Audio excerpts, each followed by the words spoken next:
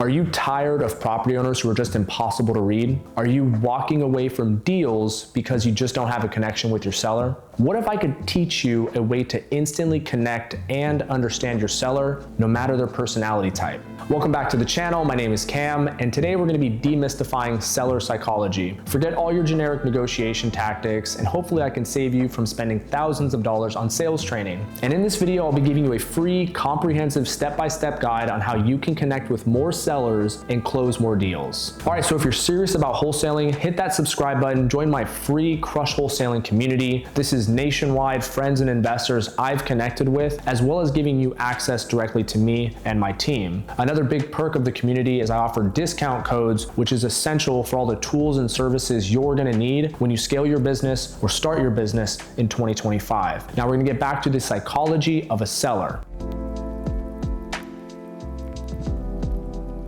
So what are these four distinct personality types? You have aggressive red. This seller is very confrontational. You have a very emotional yellow seller, ones that are driven by how their heart makes them feel. You have your overly analytical, sometimes lacking urgency green seller. And everybody's favorite, the laid back blue, the easygoing, carefree, sometimes too good to be true seller that will just sell easily. Dealing with the red personality type, these sellers are typically the bully. They have taken thousands of phone calls. You're maybe one of 100 just in that day, and so they want to be very confrontational. They are most likely going to make some accusatory objections like, you're just a low baller, you're not going to ever come to my price, and they're going to make it difficult to even open up the conversation. So how do we handle red sellers? We're going to lower our tonality. We're going to use a tactic called the late night FM DJ voice, popularized by Chris Voss. I found that with red personality types, a slow, calm, unwavering attitude is what's really going to get you through to your pre-qualification. The major key when dealing with a red personality type is going to be labeling. If you're unfamiliar with labeling, it's just like this. It seems like, it sounds like, it feels like. Often than not, a red personality type just wants to be heard, and because you're most likely the 100th person that called them today or the 1000th text message, they just don't feel like they have that connection with any of these wholesalers to actually get themselves understood. And so when you label, you're not actually saying you are doing this. You're simply making an overt statement saying it seems like or it feels like this is what's going on, giving them the authority to correct you so that you may backtrack and go, I didn't say that's exactly what it was. It just seemed that way. So why would a seller have a red personality type? For many reasons, some more obvious than others. You might have just called them 4 or 5 times in a row, and now they finally picked up and they're not too happy to talk to you. Or every time they pick up that phone to discuss the property, it reminds them of all the financial stress they're currently going through. So when you think about all the different reasons that could be applied to them, also understand some people just have negative attitudes. No matter what you do, no matter the situation, they're just a hater. And you can't get through to them too well, but by using labeling and diffusing, you might actually get to reason with them and bring them down a couple notches so that they could have a constructive conversation. So when you look at these types of personality traits and you look at exactly what causes them to be red, understand one major thing.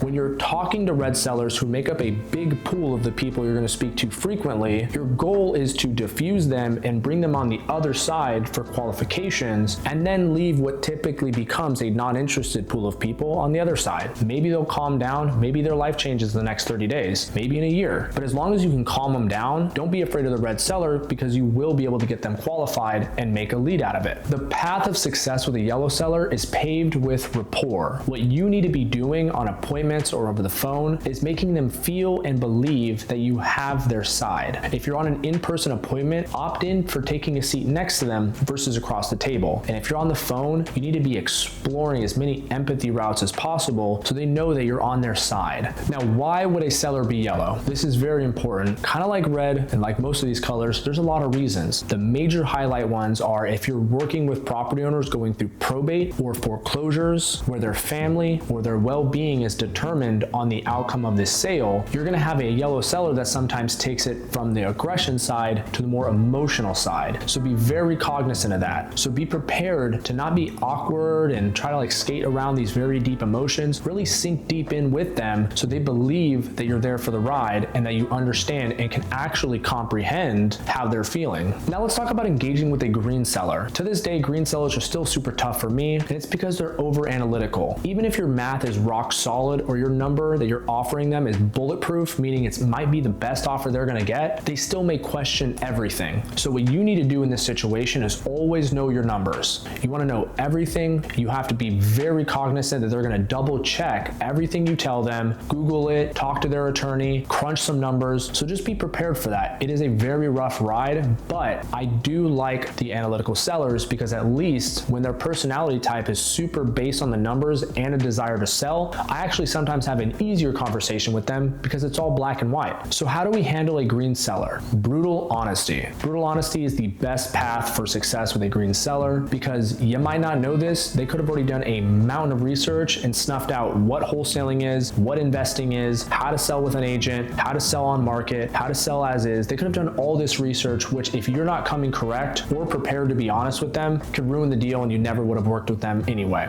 The major key is going to be urgency. The problem that I find most often than not, and this does apply with all of the seller personality types, but green sellers are not very urgent. They have to have all their numbers together. They have to have all this market research before making a decision. So what happens to us quite often is we do finally get to the offer presentation and there's just no sense of urgency. I've even had questions as recently as last week where a seller should have asked me, well, how long is my offer good for? This seller wants to know everything. She wants her sister to talk to an agent. She wants her sister to talk to the seller wholesaler, and there's just no urgency. So what is a good strategy for that is, of course, digging in deeper. What makes them feel comfortable? What kind of research have they done? Where is it really aligning with their goals? So with green sellers, urgency, apply it, be very tactical, and still be mindful this is a person who does have needs and wants. So you don't just apply urgency just to force them to do something. You apply it so it actually helps them make a decision. Finally, we're going to talk about the blue seller. All right, the best seller, the one that everybody wants. They actually get into this business hoping that every single person they talk to would be a blue seller. In reality, a blue seller can also be a nightmare. Why would this be? Their characteristics are easygoing, laid back, but also lazy. So even if you think you have a deal, even if you think you have a seller just committed 100%, be aware they might be lazy. So how do we handle a blue seller? Always, you're just going to be upbeat, very playful. With a blue seller, even those that are lazy or just unmotivated to actually do something, you don't want to be aggressive or assertive. That just doesn't make them want to move any further. Another thing with a blue seller that I love to do is painting a future picture. If a blue seller is unmotivated, find out what motivates them. If this was even a possibility, Mr. Seller, even if the offer did make sense, what would XYZ look like? Where would you see yourself? All of these things can actually spark an idea, motivating them to get up and take action and accept your offer. So why would somebody be blue? It seems silly to ask because they're so chill, they're so easygoing, but you need to understand that with being blue could also come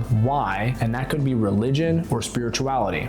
I've had sellers that don't want to make decisions no matter how logical it was because their higher power, their divine master plan is always going to take care of them. So no matter what I said logically, I still had to address those factors while being cool and calm and collective so that I don't get them on the bad side and not wanting to move forward in general. And lastly, some sellers are just ignorant to how real estate works. They think it's going to be too hard. They don't want to spend too much energy into doing something that's not going to net them this amount of money or make their life any better. Some sellers may actually walk away from properties versus getting any money for it because it was too hard. With a blue, chill seller like that, where they're just not understanding the process, spend a little extra time educating them and simply guiding them and showing them how hassle-free and stress-free their life will be after selling it to an investor like you. So there you have it. That is the complete seller psychology breakdown for the 4 personality types that we still train on to this day. Once we learned and implemented this training in my business, it provided clarity and opened up the door for us to connect with more of our sellers and of course close more deals. If you haven't done so already, smash that like button, subscribe to the channel, and join the free Crush Wholesaling community. This is a nationwide group of people that I've connected with over the years, investors, beginners, as well as me being able to bring you discount codes for the tools and the softwares that you need to start or scale your business in 2025. I'll see you in another video. Let's crush wholesaling together.